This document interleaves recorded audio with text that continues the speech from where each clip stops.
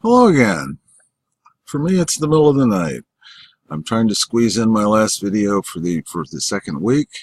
Uh, I've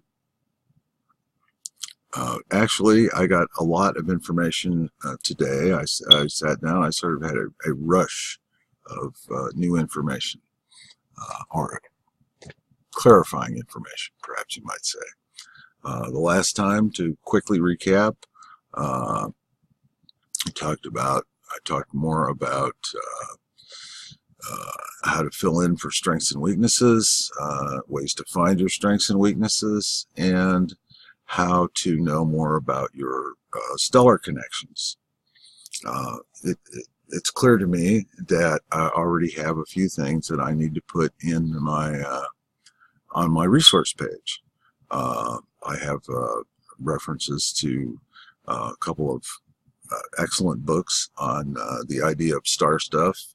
The author does a very good job of explaining how the process works, and in terms of the formation of the elements in the stars, and how it gets to the point where it makes us. And I also have the genre books that I mentioned, and I know of a couple of fairly good websites that will tell you more about specific stars or particular stars. And in addition to myself, there are other reasonably good astrologers out there that are good as resources as well. So things are kind of coming together. This video I'm going to finish up talking about the getting to know yourself aspect and the stars. Well, not so much the stars. We covered that pretty much the last time. And I've got sort of an outline now for the next couple of videos, and probably more notes than I need, but well, you know, it'll keep me on track. Okay. The next thing, though, is that we started talking about ways to get to know yourself. Another approach to that is what's called temperament. It has to do with your humoral nature. Now, the conventional medical establishment does not much care for the theory of humors. This is it's not humor, ha ha. It's humors as notional fluids in the body, which contribute to hot, cold, wet, dry conditions and combinations of those. Any competent astrologer can find temperament in a chart. Well, I don't know about any, but any competent traditional astrologer can find the temperament in your chart. And I'm going to include a link to a site that discusses the humors and gives you a good profile on what each one is like. So another approach to getting a clearer picture of yourself and your strengths and weaknesses, places where you're liable to trip yourself up, and places where you should capitalize on your basic nature, is to be aware of your humoral nature. There are 4 basic types, and then you can have combinations of these, and sometimes you can have a predominant type with a streak from another one. The 4 main types are what they call choleric, which are the energetic, hit the ground running, kick ass and take names kind of people. A lot of times they're think one of the more modern terms is a type A personality. Uh, very take charge, very energetic, very dominant, very no nonsense. Uh, Sometimes this is wonderful. Not always, but very often one of their difficulties is that they're not terribly patient people. And sometimes that will lead them to do rash things. Then there's the second type is called phlegmatic. They're more reserved, more calculating, and also very much more emotional. They have some deep currents running there in the background. They are not as proactive as the cholerics. They are just as much, if not more so, no nonsense. They tend to be more patient. And there's their main one of their main characteristics is they have is they tend to be very loyal, very very much willing to go to bat for and back up their friends and relatives, unless of course the friend or relative goes out of their way to prove to the phlegmatic type that, well, you know, this is a losing proposition. I may be connected to this person, but I just can't help them, you know. And okay, those are the first two types, and they each correspond to a humor in the body, which if you use the humoral theory of medicine, it helps you to identify the causes of diseases and formulate remedies for them. If you use it in terms of assessing your personality, it helps you to understand your strengths and weaknesses and your basic nature, so you have an idea of how you expect yourself to react in different situations, and it also gives you an idea about, you know, what things are better suited for you. I mean, if you have a strong choleric temperament, you're not going to want something that requires that you be patient and pay a lot of attention to detail. It's not that you can't pay attention to detail. You certainly can, and some choleric types who have a really strong knack for something that's detaily just blaze right through it. I mean, they're faster than just about anybody else, but that's not often the case for most things. The phlegmatics are the folks who keep things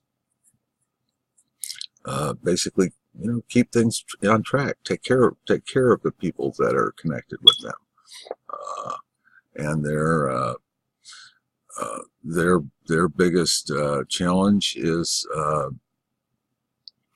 choosing and choosing and managing the kind of connections that they're going to maintain. Then you have the sanguine types. They're very social. They're energetic, and they like to connect everything. People, ideas. They make good salesmen. They make good representatives. They're much more socially oriented.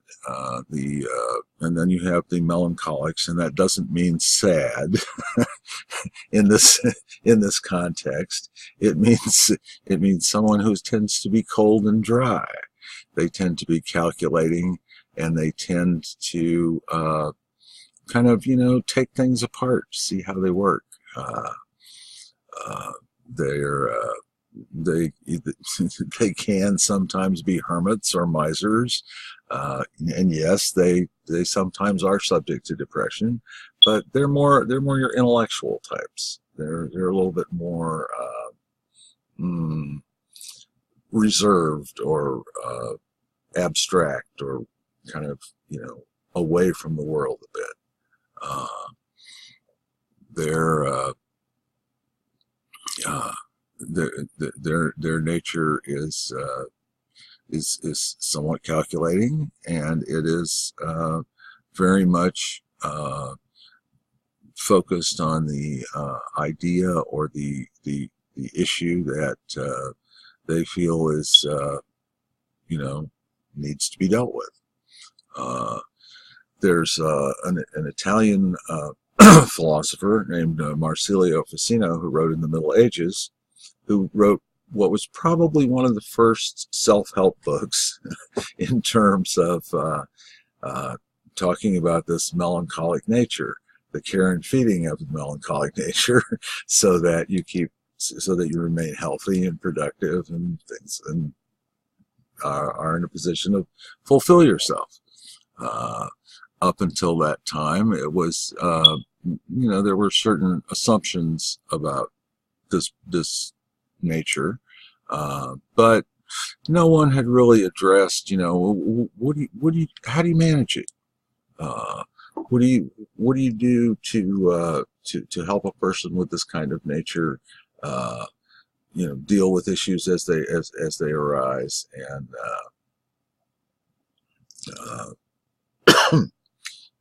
and kind of manage, stay healthy, stay reasonably optimistic, things like that. So Ficino is another one of those resources that I should put in there. He wrote a book called 3 Books on Life, and I will also find a link for that. Does a much better job than I've just sort of stumbled through trying to do to describe the humors. But the reason that I mentioned the humoral theory in terms of temperament is that by looking at the thumbnails on the different temperaments, you can get a better idea of which temperament is yours, and it will help you get insights into what your temperament is, how it works, what are some of its drawbacks, what are some of its strong points. It's another part of that approach of getting to know your nature, becoming more aware of your strengths and weaknesses, so that you can sort of keep in perspective some of these some of the things that you plan to do. And it'll give you a better idea of, well, you got to recruit somebody to take care of that, or you have to take a course, or you have to, in some cases, maybe learn new ways to manage your energy. And by that I mean restraining yourself because you're maybe a little over enthusiastic or impulsive. On the other hand, it might mean excuse me. On the other hand, it might mean becoming more teaching yourself to take breaks periodically. In that, and maybe you push too hard when you get involved with detail. Managing your your personal connections in terms of your emotions, whatever. I mean, it'll help you get insights into how to better manage these things, and so how to more effectively use your energy, and also how to more effectively keep yourself sort of in balance. Because I mean, the whole thing, this this whole game, this whole process of life, this whole process of figuring out how to get what you need, and how to figure out what you want and get that as well. The whole deal is about management, but the point is for you to feel fulfilled and for you to achieve some of these desires and works, and to become more aware of what is your purpose in life, and how is what you've decided to accomplish achieving that or contributing to that. How do you integrate? I'm a very kind of holistic guy as far as that goes. I think that the more you can integrate everything, the better things will work for you overall. I have noticed that in a number of fields, people tend to have that sharp focus and they make everything else subordinate to that focus. Well, if that focus really is your life's work, if it really is your primary desire, maybe that works. Maybe that works. Certainly, it's productive. There are a lot of examples where it's successful. Then there are some examples where you kind of wonder about it because yeah, they're putting their energy into it. They're accomplishing what they say they want to accomplish, but sometimes these these are the folks who are really have to oh, how do I put it exactly? It's kind of like they torture themselves to a certain extent to get themselves to do these things. And, one day they just, they have a heart attack or they shoot themselves or, something like that. And it's like, well, there are limits as to how hard you should drive yourself. I mean, sometimes you have to drive yourself really hard. That's true. But let's have some balance. And part of that balance is in terms of the care and feeding of your nature. And so in this video, I've tried to talk to you a little bit. I hope I haven't been too confusing about the humoral natures and the fact that that's another approach to getting to know yourself, and to getting a better assessment of your strengths and weaknesses and how to stay in balance. Staying in balance is one of the key things. Okay, so I now have some points where some things that I need to put on the resource page. I'll have some books, some links.